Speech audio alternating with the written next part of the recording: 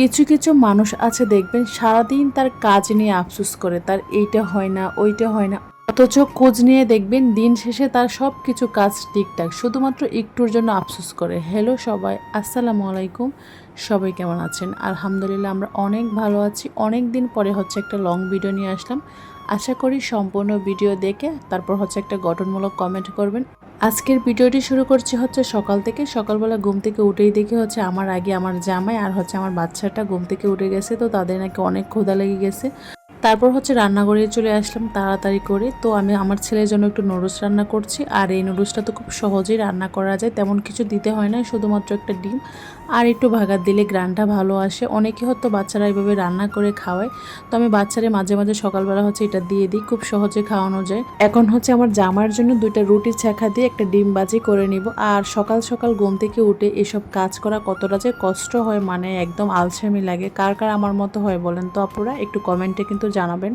রুটি বানানো তো আমার জন্য অনেক কষ্ট হয়ে যায়। আমি তো রুটি বানাই না, কিন্তু সকালবেলা মা খালায় এর আগের দিন রুটি বানিয়ে রেখে যায়, এজন্য আমাদের সকালের কাজটা সহজ হয়ে যায়।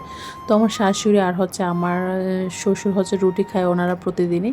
আমি মাঝে মাঝে একটা রুটি খেয়ে থাকি। আমি ইদানিং ভাত বা অন্য কিছু খাই না, শুধুমাত্র একটা রুটি খাই, আর কিছুই খাই না। আমার কাছে পেঁয়াজ মরিচ তারপর একটু বেশি করে ধনিয়া পাতা দিয়ে ডিম ভাজি করলে রুটি দিয়ে খেতে ভালো লাগে। তো আমার জামাইও ভেবে অনেক পছন্দ করে। একটু হালকা হলুদ দিয়েছি। আচ্ছা, তোমাদের সাথে আমি একটা কথা শেয়ার করি। কে কোথায় থেকে আমার ভিডিওটি দেখছো অবশ্যই কমেন্টে জানাবা। যদি আমার দেশের সাথে মিলে যায় তাহলে তো আমরা একটু বেশি বন্ধুত্ব হয়ে যাব।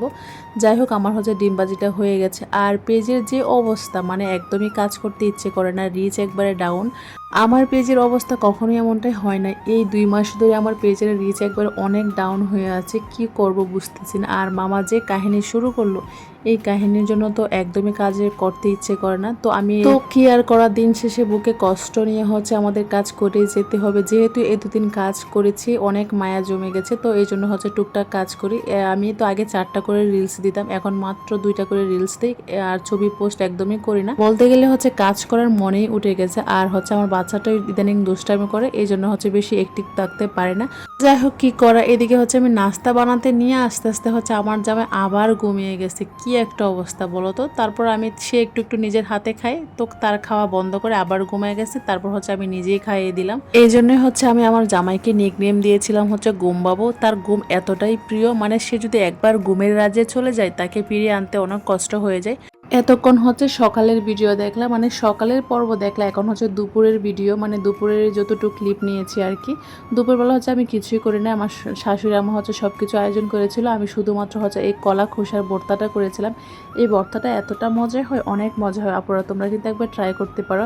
কলা খোসাগুলো সিদ্ধ করে তারপর আমি ব্লেন্ড করে নিয়েছিলাম শুকনো মরিচ, আর আমি একটা ইলিশ মাছের লেজ দিয়ে এই ভর্তাটা হাতে মাখিয়ে করেছিলাম। অনেক মজা হয়।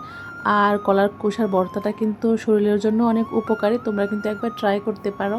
কিছু কিছু ভর্তা আমার শাশুড়ি মার কাছ থেকে শিখেছি। আমার শাশুড়ি মা কিন্তু অনেক রকমের ভর্তা করতে পারে, আর আমার ভর্তাও কিন্তু অনেক প্রিয়। তোমরা তো আমার ভিডিও অনেক দেখো যে ভর্তা, আমার ভর্তার ভিডিওগুলো কিন্তু তোমরা অনেক পছন্দ করো। যাই হোক, আজকের মতো ভিডিও এই পছন্দ। সবাই ভালো থাকবে, সুস্থ থাকবে। আল্লাহ হাফেজ।